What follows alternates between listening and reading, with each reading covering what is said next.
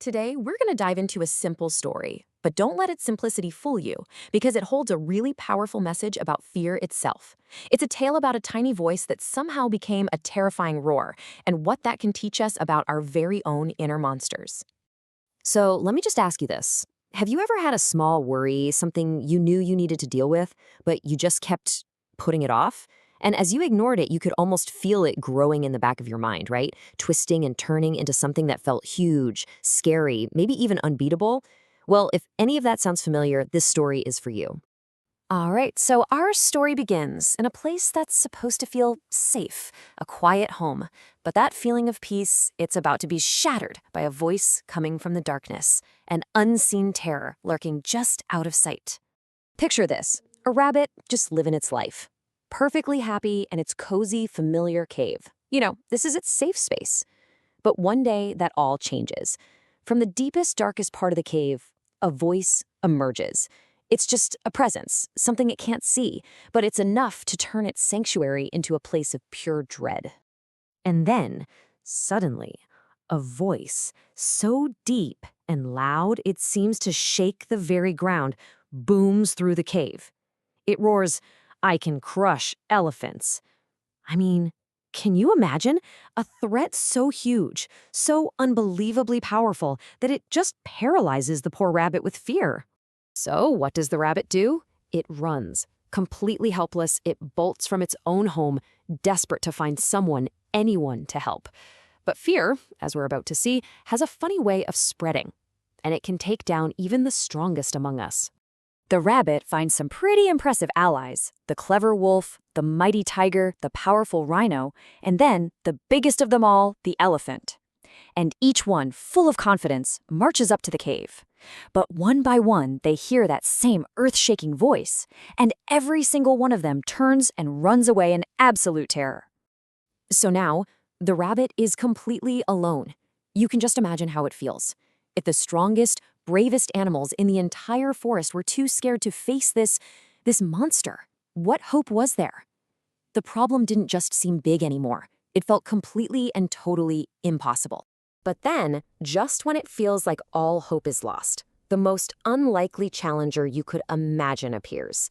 It's someone who gets that real courage isn't about being big or strong. It's about being willing to just face the unknown. Yup, a tiny little frog who had been watching this whole scene unfold just hops on over. It wasn't shaken by the panic that sent giants running for their lives. The frog just thought, I think I'd like to see this monster for myself. And just like that, it calmly makes its way to the mouth of that dark cave. And with a voice that's surprisingly steady, the frog calls into the darkness. It's not a threat, it's not a challenge, it's just a simple question. Who are you? The frog doesn't run, it doesn't hide, it just asks. And for a moment, everything goes quiet. The booming stops.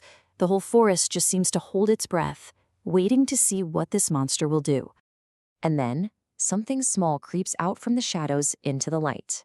It's not a monster, it's not some beast that can crush elephants, it's just a tiny little caterpillar. A caterpillar who was only trying to sound tough so it could get some peace and quiet. So, what in the world just happened here? This is where our little story turns into a really important lesson. Let's take a closer look at the illusion that terrified an entire forest. You see, that cave was an echo chamber. It took a very small voice and made it huge, distorted it, and turned it into a monster. And this is exactly what our own minds can do. When we avoid a problem, we're basically putting it in a mental echo chamber. That little fear just bounces around in there, getting louder and scarier, until a tiny caterpillar starts to sound like an elephant-crushing beast. Just look at this contrast. It's pretty incredible. On one side, you have the fear, this giant, terrifying monster. And on the other side, you have the reality, a tiny, harmless caterpillar. The story really highlights the massive gap that can exist between what we imagine our problems are and what they actually are once we get the courage to face them.